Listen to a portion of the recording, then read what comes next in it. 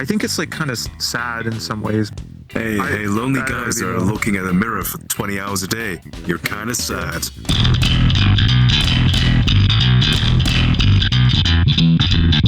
Why do people mirror dwell? Anyone got an idea?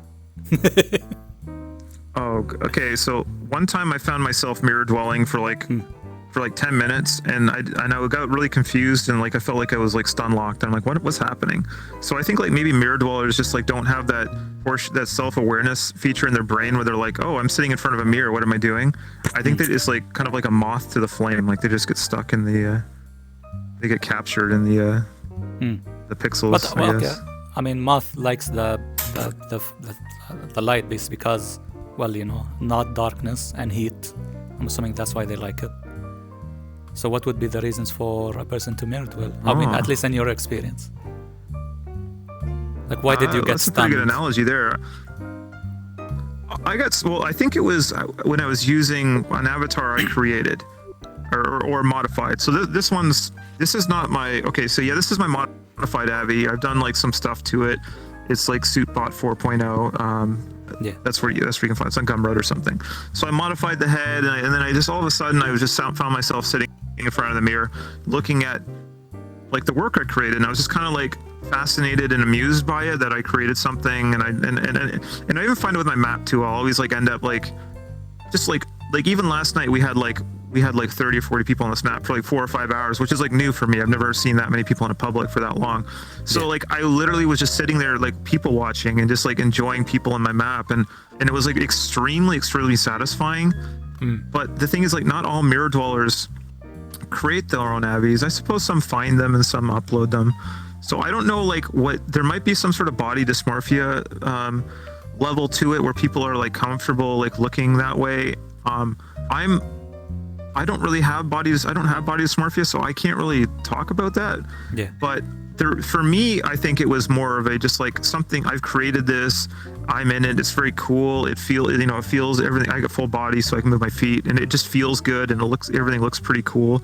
But I don't typically know I think there is a body dysmorphia level to it, because I find a lot of people and couples and stuff, they'll sit in front of mirrors. Well, there's the reason couples sit in front of mirrors is because you get tactical feedback. You can see like head pets and stuff, or you can see like, you know, when you're like where you're touching them. So it's like it's kind of more, it gives a more like awareness to the situation. But I think there is like they think there is a category of lonely mirror dwellers, which is like a very dark category, and I don't really know. I think it's like kind of sad in some ways, but I don't really want to be that you know. You don't want to become a lolly? Hey, lonely guys that are looking at a mirror for 20 hours a day. You're kind of sad. All right, coined. There we go. Good podcast. Shit on people. I'm kidding. Why do you? No, but like I've definitely seen people do the same thing. I was in the waiting room. Yeah. I was there for 4 hours. So I wasn't alone. I was like chatting with people and stuff. But there was this guy, he just sat in front of the mirror. He was there the whole time because he would like react to stuff if I like went up to mess with him. But he just sat by the mirror and didn't say anything for 4 hours, staring at his avatar. Oh my God. Basically unmoving unless he had to like, you know, move his hands or something. It was just like breathing. It was, I don't know how people do that shit. That's scary. Yeah, maybe he has OSX overlay on watching a movie while listening to you. He could be, I guess. He could be. Yeah. But in general, I think mirror dwelling with friends or mirror dwelling in a group of people is very different from mirror dwelling alone. And I agree with Crimson in that if you worked on an avatar and if you implemented something or whatever, it's very cool to see yourself in it, see yourself like moving it and stuff. Yeah. And suddenly I don't have you know any dysmorphia or anything, but I can imagine people with dysmorphia will find it very comforting to be in, you know, a new body or whatever, right? New flesh, or you know, furries would enjoy their not $3,000 fursuit because a real fursuit is way too expensive for some reason. Yeah.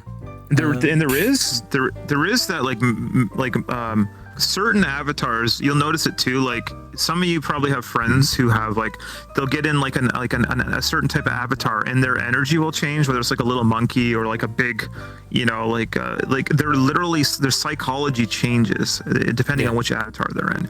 And some people that's like really prevalent. Like you'll notice like if they're in a big avatar, they'll get kind of like slower and a little bit. They'll be more kind of like like a bigger figure, whereas if they're in a little avatar, they'll be more kind of like either quicker, hyper, or kind of like more like passive. So look at this it is a hyper big fellow over it is here. Excuse me, no, I'm about to say it, regardless of whatever shape I'm in. All right, but no, like certainly I can imagine someone in this avatar would be much more hyper or much more happy or go lucky or cheery than the childlike, I guess. I mean, this is why when you get into this effort and you don't change your behavior, it's adorable in its own way. It's like, you're a little lolly, but you think you're a man. No. Look, when I was this age, all right, I could already do calculus. That's how Asian I am. Okay. Facts. But okay, I mean, I got multiple takes on this. The first take is, I mean, look, the point about like checking out your new stuff on your new avatar, I think that's very normal. Like people wear new clothes and they like, oh, look at my new clothes in the real life, and they check themselves out on the mirror. But in terms of VRChat, one of the reasons is body dysmorphia. I guess that's it. But I guess in terms of me, why I look at myself, even if I was alone, it's not necessarily body Nagasaki and dysmorphia. Hiroshima. I mean, they're great, but it's not necessarily about that or body dysmorphia. I don't care about my body, like even in real life, or like if I was a woman, or currently I'm a man. You should. Please stop no, eating fast food. I didn't mean it like that. What I mean is, I think of myself as an entity, not a male or female. If I'm in a male body, then I'm a male, I guess. Or if I jumped into a female body, I'm a female. And like there would be slight behavioral changes, but in terms of looking at myself in VRChat, I guess it's just exciting to see, or interesting, not exciting, interesting to see myself and not the body that I was in for how old am I? 27? I guess 27 years. Boomer.